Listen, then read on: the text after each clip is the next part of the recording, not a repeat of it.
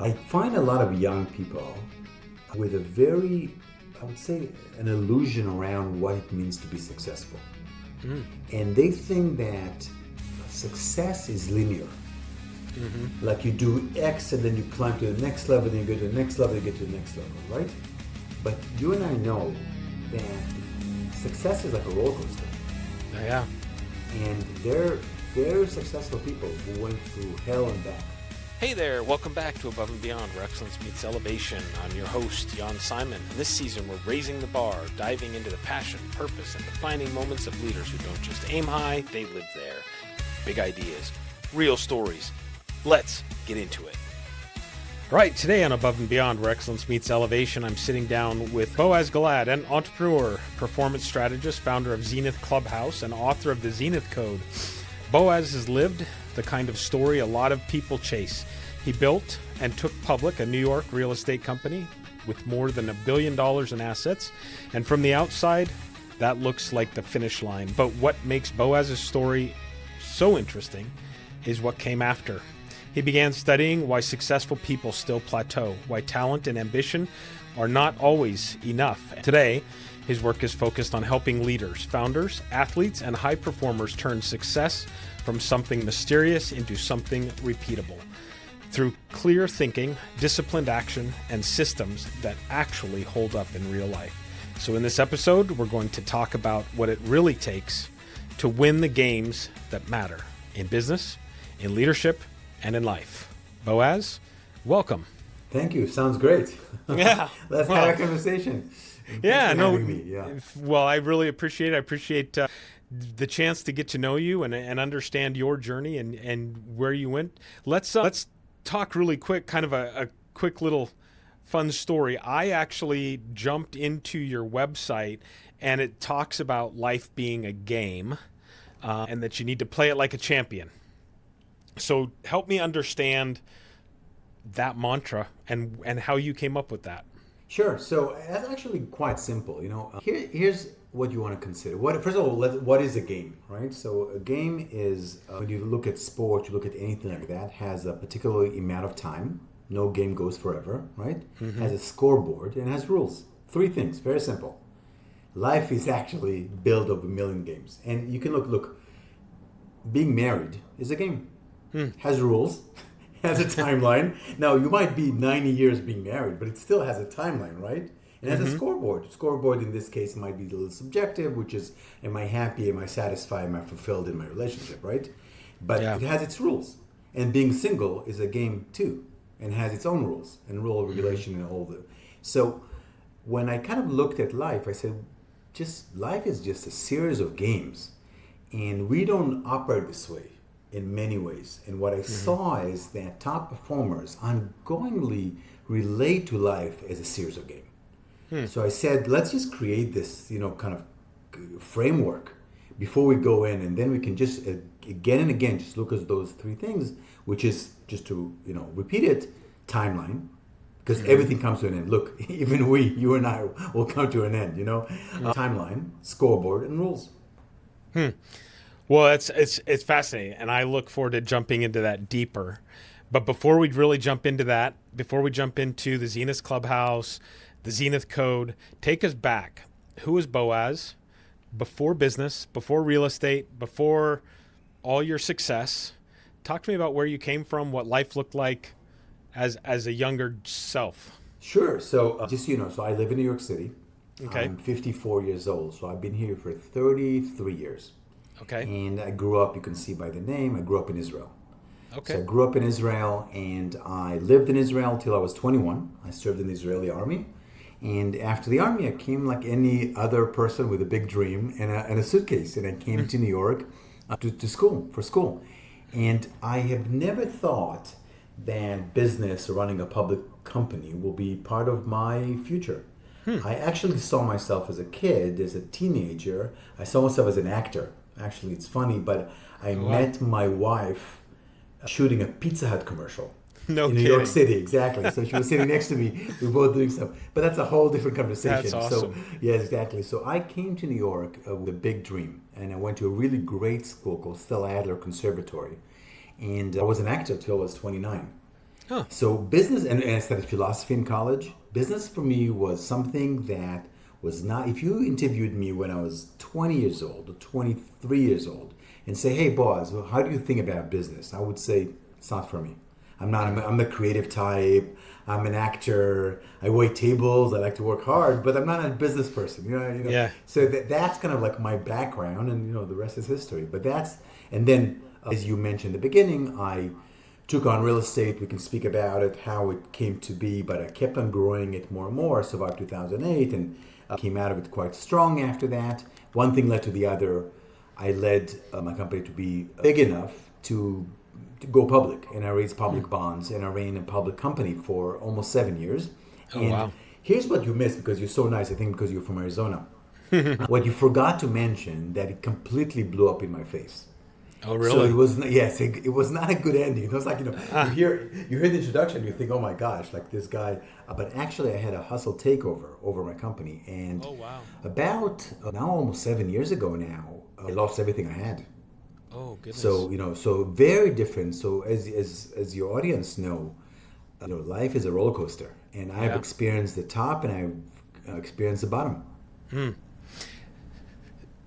That's interesting, because I would not have taken that from the surface, right?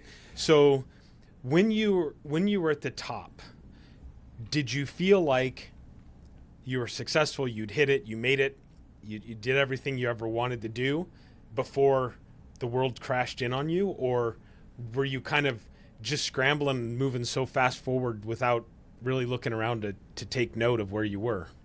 No, so the question is I think there's a more complex answer to what you asked, because did I feel on top of the world? Yes, I did. I made a lot of money. I drove a really nice car. Had a very good lifestyle. So from that perspective, when one looks at a poster or a video of my life, it looks from the outside like extremely successful. Well, I was very successful, and I made a lot of money. But you asked, part of your question was like, did you feel like, this is like I'm at the top of the world? And I got to tell you that was not the experience. That even, or maybe especially in the top, financially, I felt that there was something missing there. Something that is not enough for me. Now, it's easy to compensate for how you feel when you make good money. Like you drive a nice Porsche, it eases, it kind of eases the landing, but I was not happy. I was working very hard, which I don't mind at all. I love working hard, but I was working very hard, but full of frustration and lack of satisfaction and fulfillment.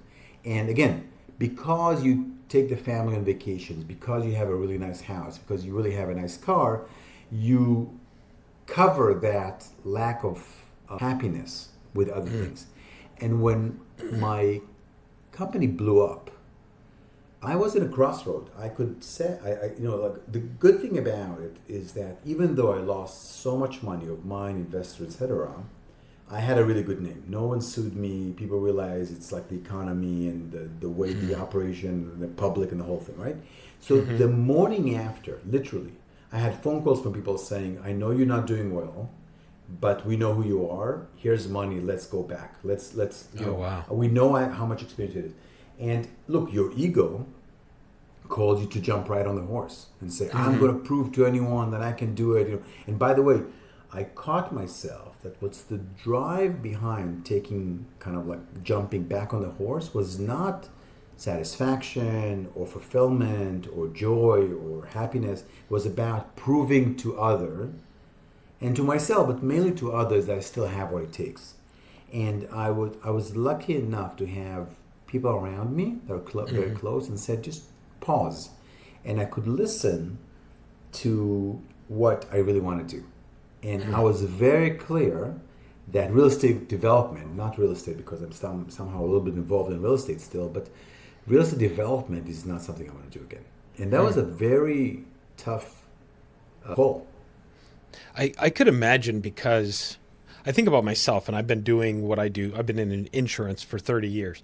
And there's been a number of times where I've thought, I'd love to get out of this or what have you, but it's kind of what I know, right? It's what I do, and it's become a routine, I guess, if you will.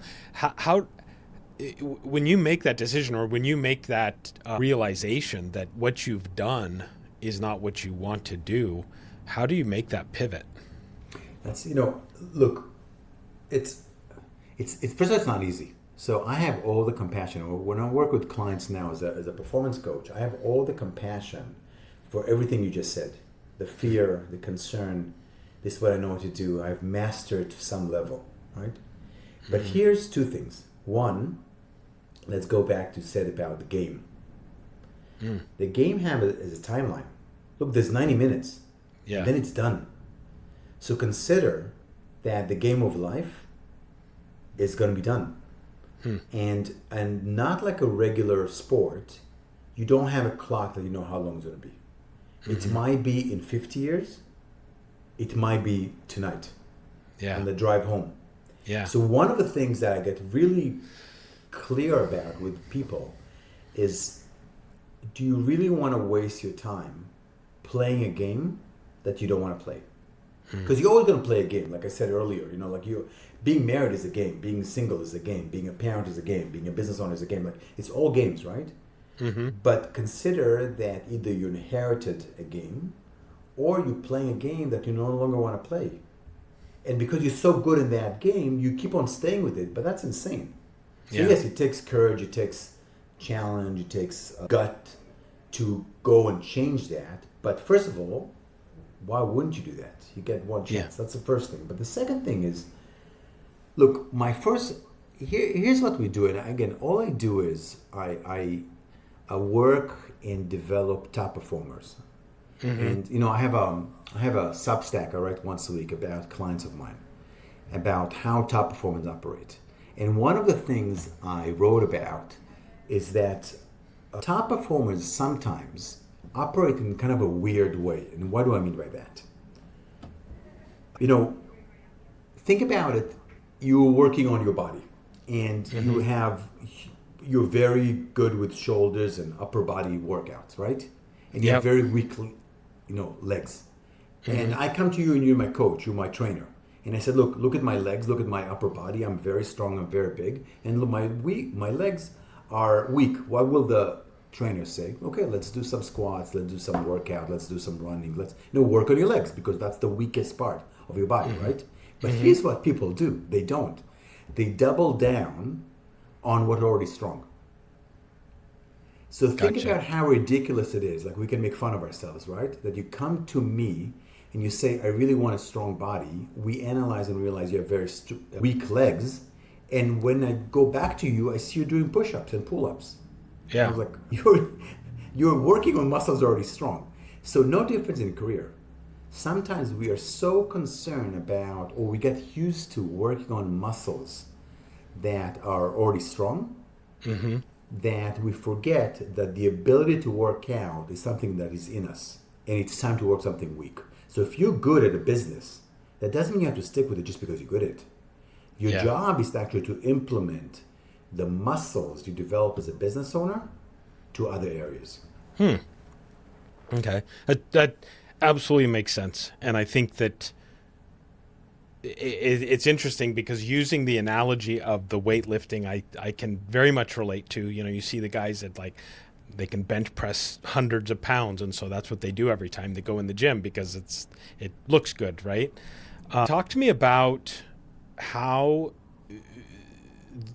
did you build the real estate company, and then it sounds like it had some to do with maybe the turn in the market with regards to some of that, we'll call it an implosion of the business. But how did you let's talk about how did you get into real estate first, and then what did it look like growing that business, and how did you get it to the point where it was a public entity? Because that's a pretty impressive feat. Yeah. So first of all, look, like I said in the beginning, I'm a business person by luck. Yes, I collected a degree later on, but like I said, my background has nothing to do with business, right? And my business, as many businesses, there's nothing special about what I'm saying, came out of necessity. Like, as quote unquote any successful actor in New York, I was waiting tables. and And my girlfriend then, now my wife, and I said, we kind of like started like look at our lives, and we said, look, when I do a show, I'm very happy. But in between, we have to pay the bills and we have to pay the rent. Therefore, I'm going to wait tables. And I enjoyed waiting tables and I loved it, but still, there was no future, there was no ability to build equity and anything like that. And I literally, like, I remember I was exposed to Rich Dad, Poor Dad. If you know, I'm assuming everybody read it, and if not, you should, even though it's by now it's an old book. But it's one of those classic kind of Bible of entrepreneurs, and it kind of shifted my thinking because I don't come from any money. I came from a different country, as I said earlier, without any money. And I said, okay, why don't I do something that's flexible? And literally, that's how I started real estate. I started by understanding, and actually, not to pitch it because I don't know if it's still in print, but my first book, which I published with McGraw-Hill, was about that, understanding the market. There was a fundamental understanding of a market that I understood, and what was the market I dealt with, and that's I think the key to my real estate success was that I was an actor, and there's tens of thousands of actors in New York. So I said, I'm going to do housing for actors by actors. And I was the first landlord, or I don't know the first, but the first I know of, that tailored the buildings, the leases, the everything for actors. Because why? Because I was so smart? No, because I knew that market. Yeah. Because that came from that, right? So I thought that I raised some money from friends, and someone went to college with my wife, and like people I met. We had very, very little money, and I bought one property, and I thought I'm going to buy another 2-family or duplex, whatever you want to call it, 3 years later, and one day maybe I'll have some equity. And I bought 18 buildings in the first 2 years. Oh my gosh! And because one led to the other, then people heard about it, and I was unstoppable. And I looked after a few months. I said, "Wow, I love what I'm doing. I'm really enjoying it." And I actually don't enjoy going to auditions anymore. So I'm going to stop. I'm going to call my agent. I'm going to say, "Look, I'm not going to auditions anymore. And if I miss it, I'll go back. I'm not going to make some big statements." And I never looked back. So yes, the crisis of 2008 was 9 years later, right? 8 years later, 9 years later. That was not what made me kind of like take it to the next level, but it was just about trial and error, and I was self-taught, and that's one of the most. I see my kids. I have 3 kids. Everything at the tip of their fingers.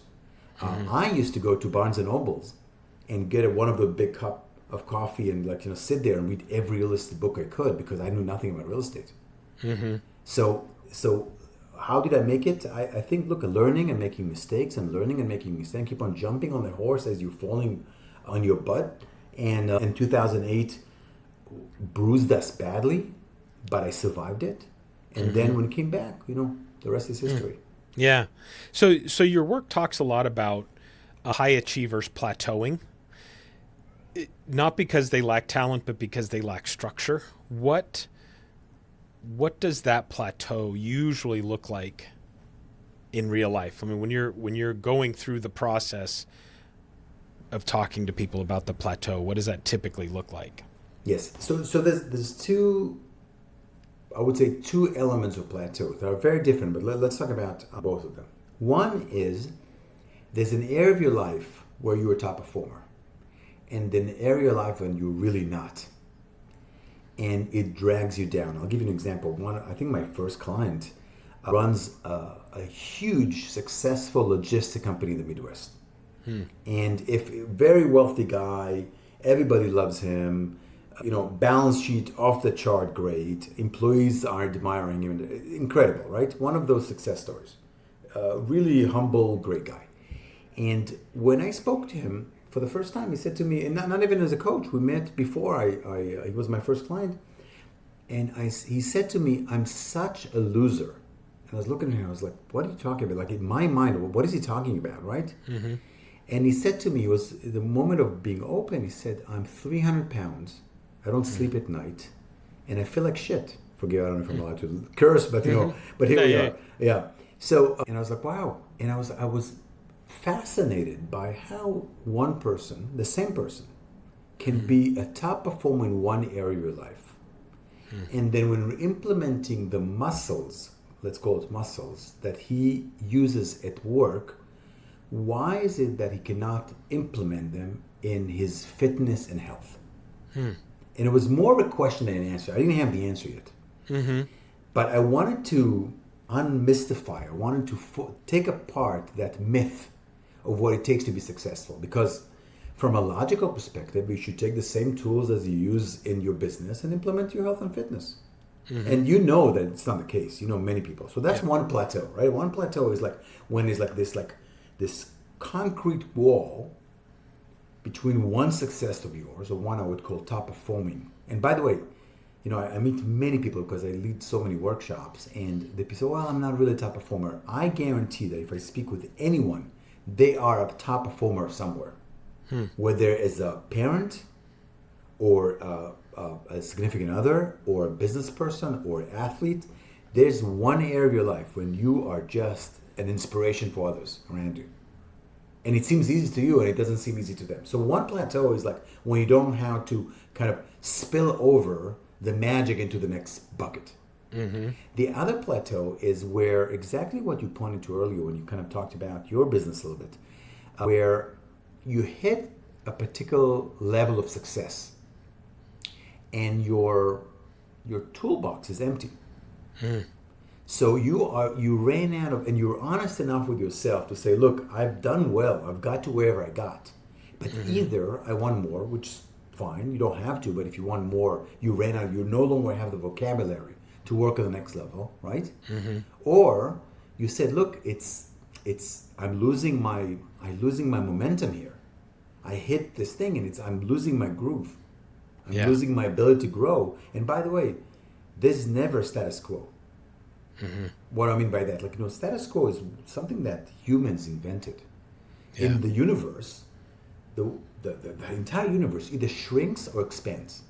Look, planets, trees, humans, everything. It either shrinks or expands, right? So consider that you're never stuck in one place. You're either shrinking or expanding. So when people come to me, they're like, look, I'm shrinking. Yeah. How do you then help somebody get over that hurdle? Because I can imagine that is a very defeating space to be in, where it becomes very unmotivating to want to move forward in whatever it is. And I think, whether I think some people might see it as a laziness where, okay, now you're not working as hard because for whatever reason. But how do you help people move past that space? Yeah, so I can't. And the reason why I can't is because it has to come from you. I will, and I'm going to answer, so I'm not trying to ignore the question, far away from it. But I can only help you to the size of how badly you want it. I can make you want it. So first of all, there's so much compassion in the work we're doing. So if you're happy or satisfied with where you are, I'm not here to push you forward. Right? Yeah. If you have a business, it's like, look, I'm getting my bills, I'm getting my few weeks a year vacation, I'm happy. First of all, don't waste your money with me. But also, I'm a performance coach. I'm elevating performance, right? So one is I can't really help you if you're not there, right? But people do have a drive or an interest or hunger for the next level because they see something better for them, bigger than them, more for them. And the moment they see it, then the confrontation happens, because a lot of us get inspired, right? We get really excited, we get inspired, but then we're like, oh my gosh, but I don't know what it takes, or oh, it's going to take so much work. Or what other conversations? Or people say, oh, well, the economy, it's bad time to do it. Like they either look for exterior reasons or interior reasons to explain something. And that is when I jump in. That's when actually we walk through the process. And the biggest thing is we get really clear about what's important to you and about are you willing to do the work. Because a lot of people, they live in la la land, in fantasy. Look, you want the six-pack, but you're not willing to do the work. Oh, but I think Now, about it all the time. yeah, exactly. No, this is so great what you just said, because that's exactly what people do, right? And I just want you to be happy. Look, if you're sitting on the beach and you have a one pack, or and you're happy, I'm happy for you. You know, but if you have a six pack and you're happy with a six pack, I'm happy for you too, because it's two different games. You remember we spoke about a game. It's two different games, and there's no one better than the other. But the problem is exactly what you pointed to, which is you sit there and have a one pack, like a beer belly, Right. thinking about the six pack, as if thinking about it will make the six packs appear. Right. And that's, I think, the most confronting conversation. The confronting conversation is actually, are you willing to do the work it will take to have that six pack? And if you're willing to do the work, first of all, let's get very clear about the work that needs to be done. And actually, many times, it's actually not as hard as you think it is. Yeah. But when you're ready to do the work, are you willing to do it? And therefore, let's create the infrastructure and the guidelines and the guardrails and all that stuff that you need to be successful. Do you think it's more important for somebody to be motivated or have the discipline? Yeah, I think that's a really great question, because I hear that question or version of it very often when I speak with people, and I can't tell you how dismissive I am about motivation. I think motivation is actually a curse. And what do I mean by that? Look, we do need motivation, and motivation is important, but I think someone figured out a while ago in like self-help books that motivation sells very well. And there became a culture of motivation. And so we have shorts and reels on social media, and we have books, and we have lectures, and we have all things about motivation. And motivation is lovely as long as you understand what it is. And what it is, it's a sugar. It's sugar rush. You know, you're tired, you take a cup of coffee or you grab some chocolate and you have a little kind of burst of energy.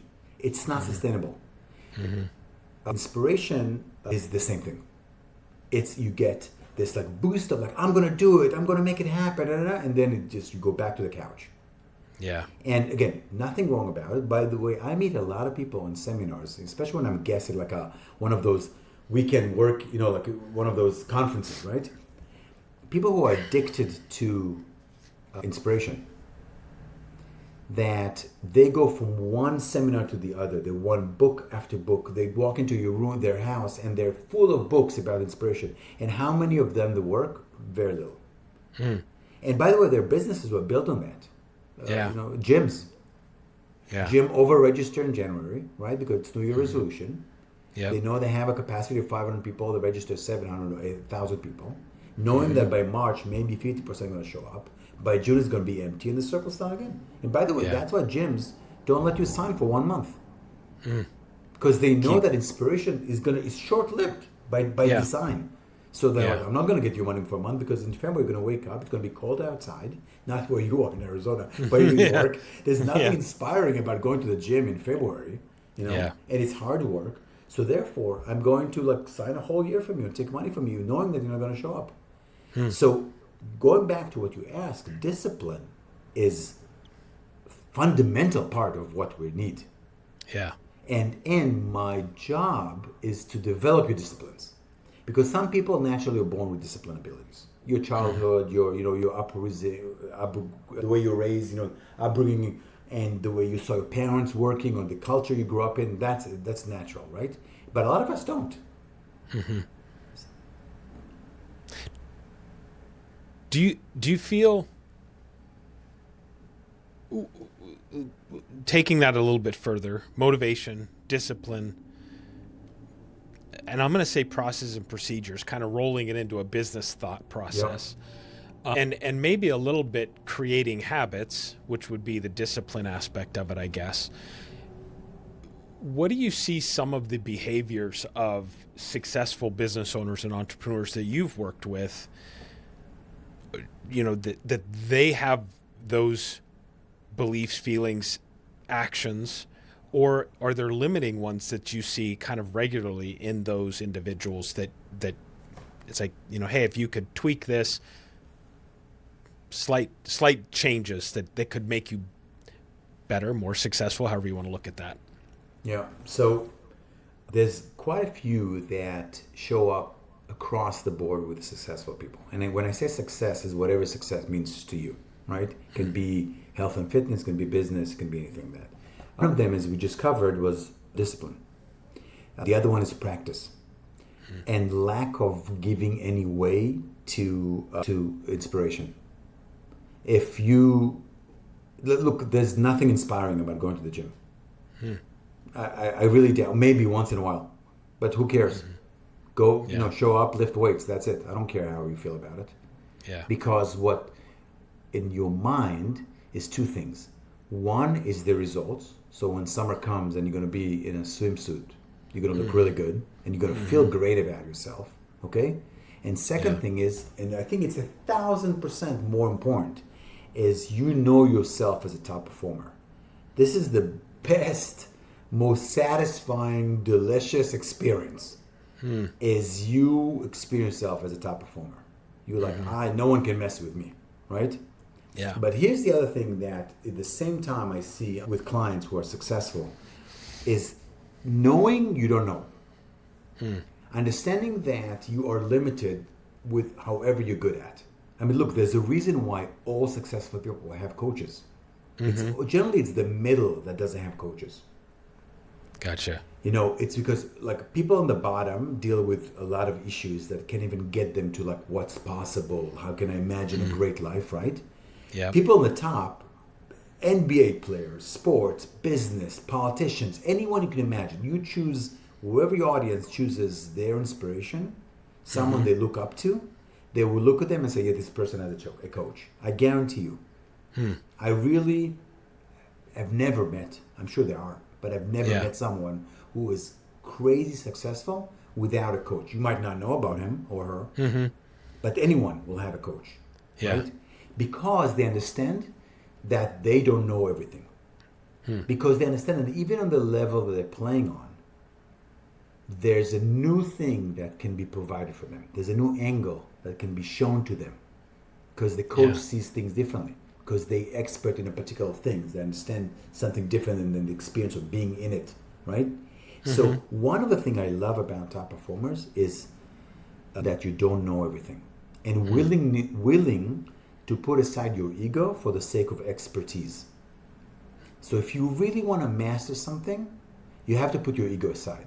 Because if you think that you know everything, then why would I listen to you? You don't.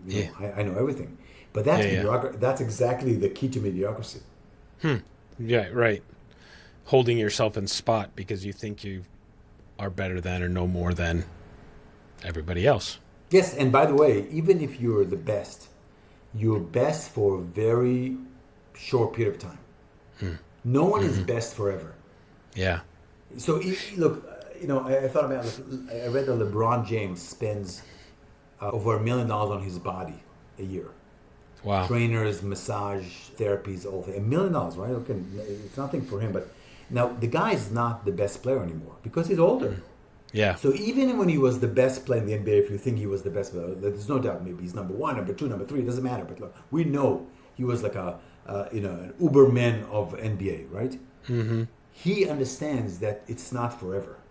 Yeah. So even if you experience the peak, the zenith, it's a moment. Yeah. So that's why, like, zenith is a state of mind. It's not a place to be because it's going to go away. You talk quite a bit about success and what that is. Has your version of success changed from where you were previously in your real estate, we'll call it your real estate life, versus where you are now today? I mean, has your view of what that is, has it changed or is it the same? No, it's in my case, actually, it's 180 degrees.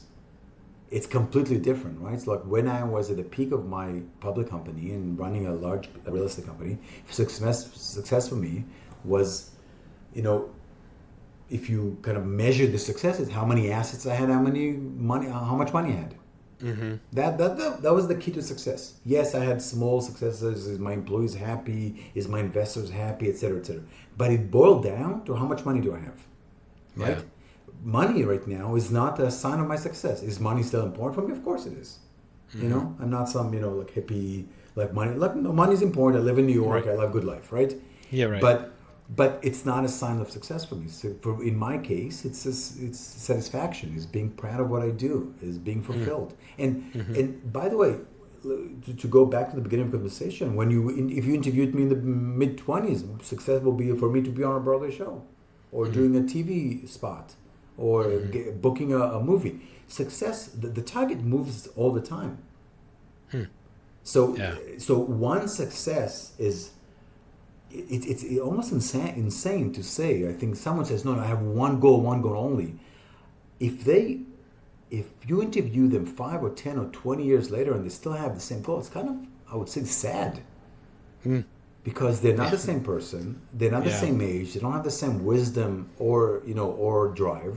Not good or bad. There's no judgment in what I'm saying, but yes, I understand some people say, he's 17, he's like, I'm going to get MVP. Okay, fine, no problem. But the moment when either you don't get it or you do get it, you realize, okay, now what?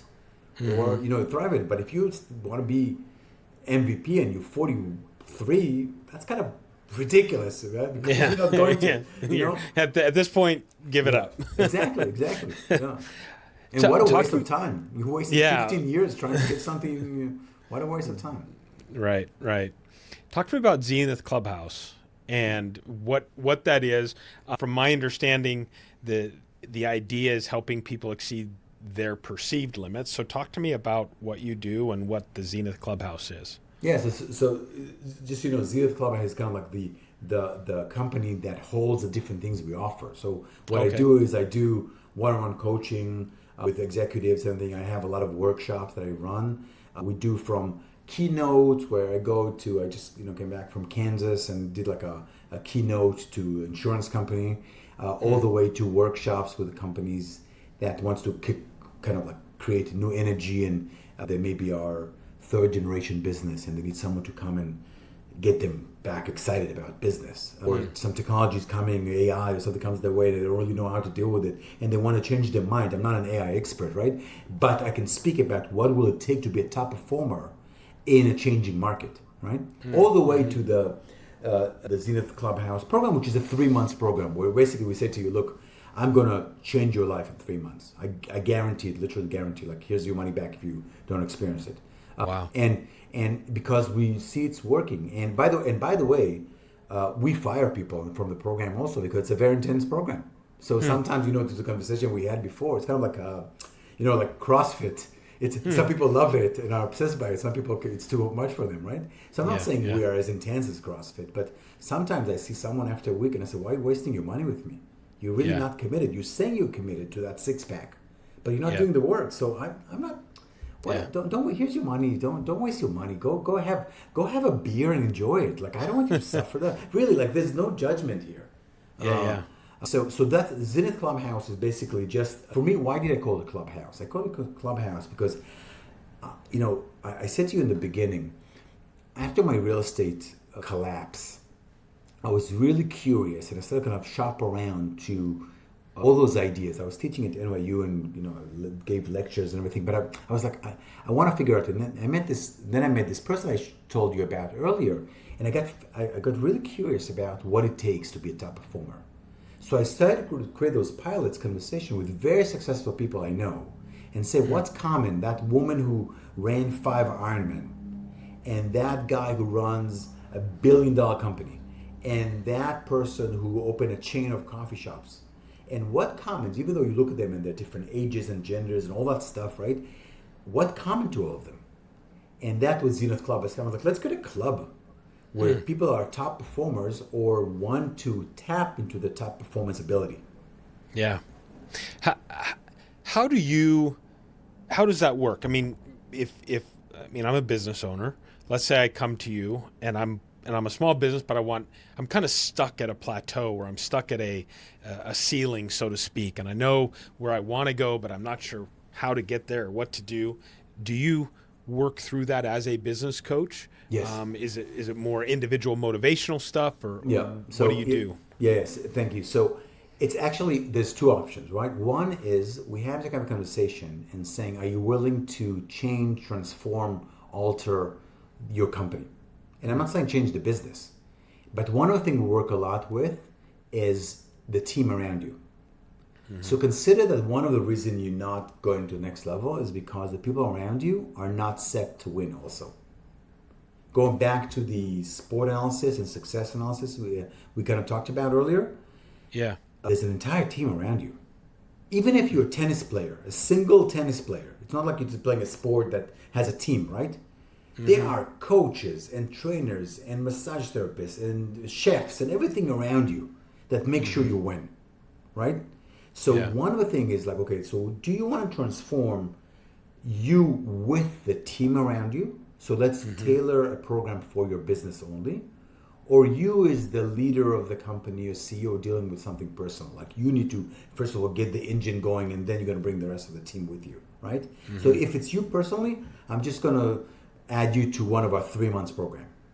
You know, it's tailored and I'm available and my coaches are available and all that stuff, right? But if it's about when we have a conversation, you say, you know what, actually, now there's two challenges. One is you're lacking tools. That's the good news, by the way. That you actually admit that I'm lacking tools on the next level. And again, nothing wrong with what you have. Like, look, when I read a very successful company, and then I had that dream to take it public. And I had to send my entire accounting department home. And they were wonderful. They're hardworking and good and committed. I took care of them, but I had to send them home. Why? Because they're not sufficient to be a financial team for a public company. Public reporting is a whole new level. I had to bring a CFO that was 300-400% more expensive, literally 4 times more expensive than the controller I had before that, right? But that's the game I want to play, right? So one of the things, let's get clear about the game you want to play. If you want to play, look, if you want to play basketball on the weekend with your buddies, that's one level of a game. Yeah. If you want to play for the NBA or D1, if you're a college kid, that's a different level of play. Yeah. None of that is better than the other. I'm not telling you should be an NBA player, but you got to get clear. And if you got to get clear, do we need to get to work and tailor a program for your company, whether it's for a few days or for a few months, or do we just get you going and get you tap into the top performance element of your life? Do you do like an intake interview with individuals to determine whether or not they would be a good fit? I mean, you've said that you've had clients you've had to just say, hey, obviously you're not bought into this. And I can see somebody having the motivation out of the front, but not the discipline to be able to take it further. Yes. I love what I do. I love making money for it, and I'm not here to make money. Yeah. Therefore, I do not want to take your money if it's not a fit. Yeah. There's no point. Look, there's no point of it. I don't need it. Again, even if I need the money, one of the things I took on when I left real estate is to have a very high level of integrity for myself. And I must interview you, and I must see that you're fit to the program, and I'm a fit for you. You might not like me. Yeah. So why would I waste your time and my frustration and look, I have clients who I work with for a while and they're on call with me. They call me when they need something or I have like an agreement with them, and I am ruthless with them, but very compassionate. Ruthless. If you listen to those calls, and you will not be able to, you're like, holy smokes, how he talks to me. And it comes from pure love. Because I've been working with them for a while, and I know that right now they're in a funk, or they are dealing with some blind spot. And as their coach, I can pull them out of that blind spot. Gotcha. Look, when I coach, what do I really do? Think about it. All I do is, and not to discredit myself, but really, right. But what do I do? I add. Think about you drive a semi-trailer. All I do is I'm adding more mirrors around you. So if you drive like the old time when people used to use mirrors and not just cameras, right?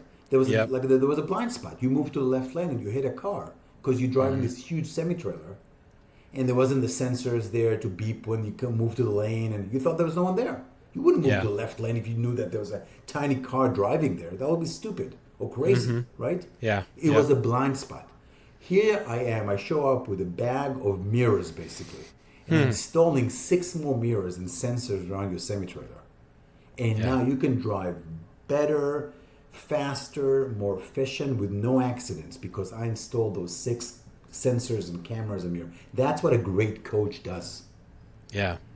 You know? Well, I can tell you, I mean, just speaking to you from a passion perspective, I can sense the passion, and I love the fact that you speak a language for me that is very dear to me. And I talk to people all the time. I always say, look, I'm not the right agent for everybody. I'll answer your questions. I'll tell you what I think. At the end of the day, if you don't like me, go someplace else, because you can find somebody else. You know, it's like, but so I appreciate that you're willing to walk away from business, you know, and not sugarcoat it for people to keep them around, and be able to say, look, obviously it's not the right fit. You're not going to get the outcome if you don't put the input. So yes, there's 2. One is I'm not selling you. The product is you. So if I don't sell you the right product, you will be disappointed. The second thing is you have a choice. We all have a choice in life. I choose, and it seems like you're the same, I choose to come from generosity, not from scarcity. I'm not the used car dealer that if I don't sell you something, you know, then you're gone forever. And by the way, that world is disappearing. Yeah. With transparency and internet. Do you remember the old, like when we were kids, I mean, we used to go to with our dad to get a car, and the guy, like, you know, like whatever, he put some, you know, margarine on the engine so it doesn't make noise, so he can just sell it to somebody. One of those stories about, they don't exist anymore. Yeah. Yeah. Because now you go online and you look on Google and you're like, they have 3 stars. I'm not going to walk into this dealership, right?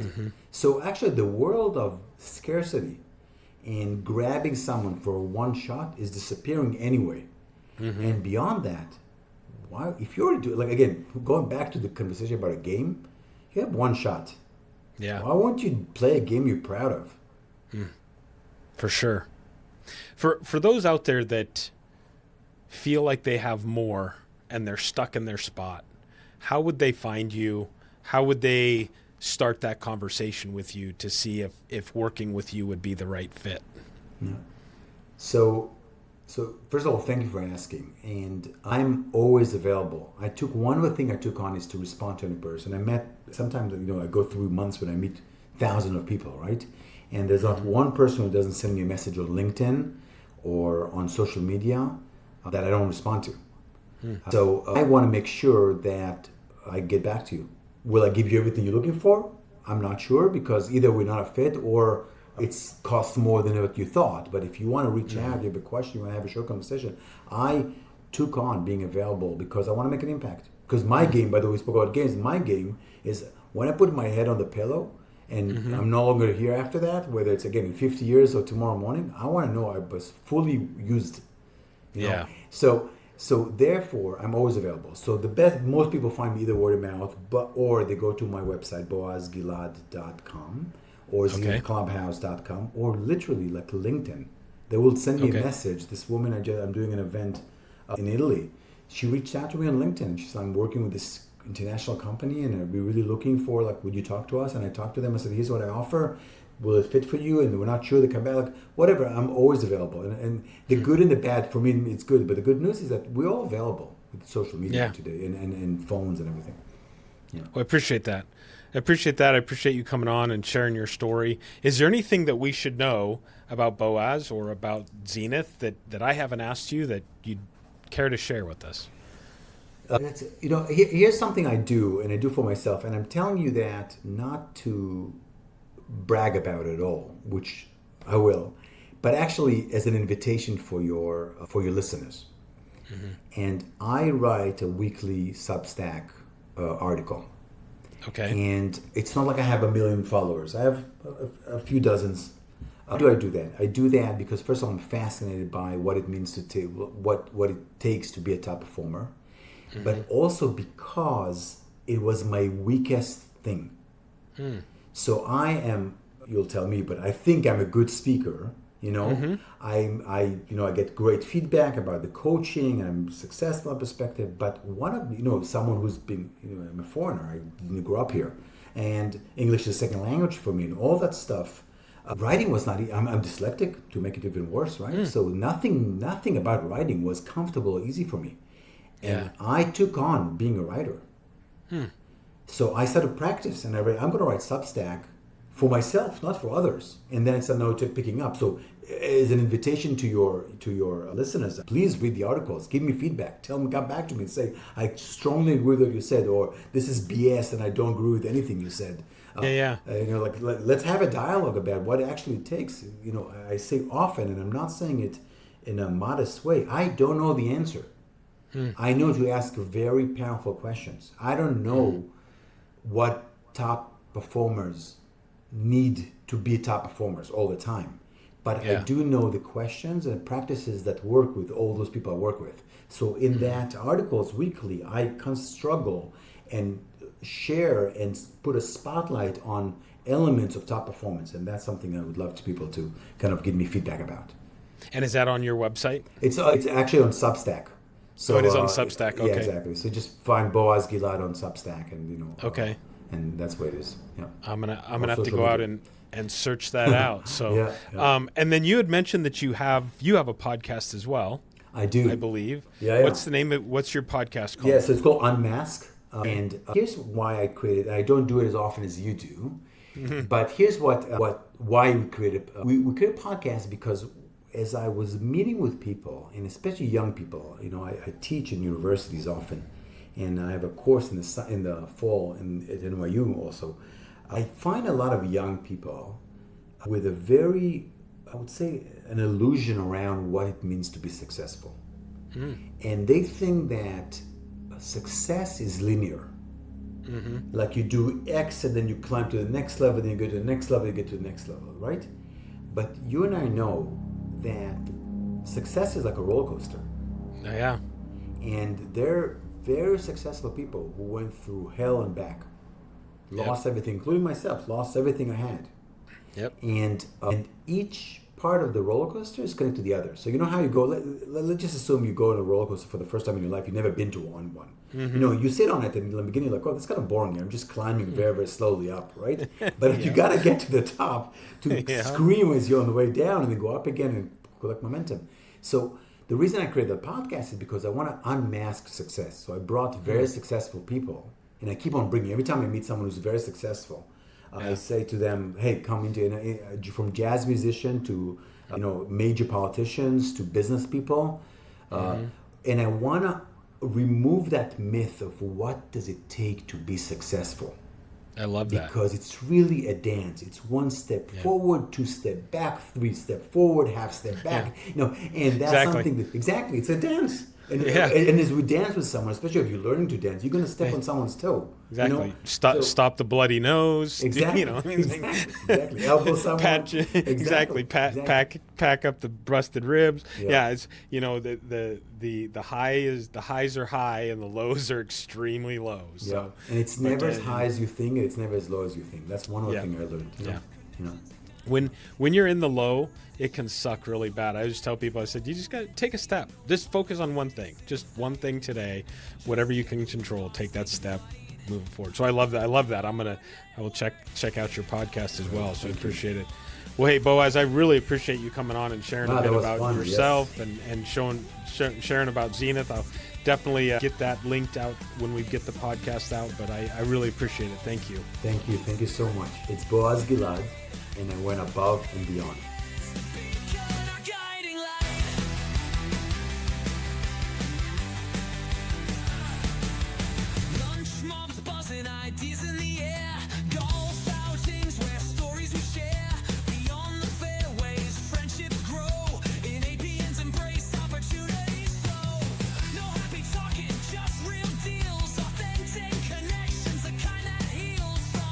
Palm Springs to Pine Top Grace, APN's network.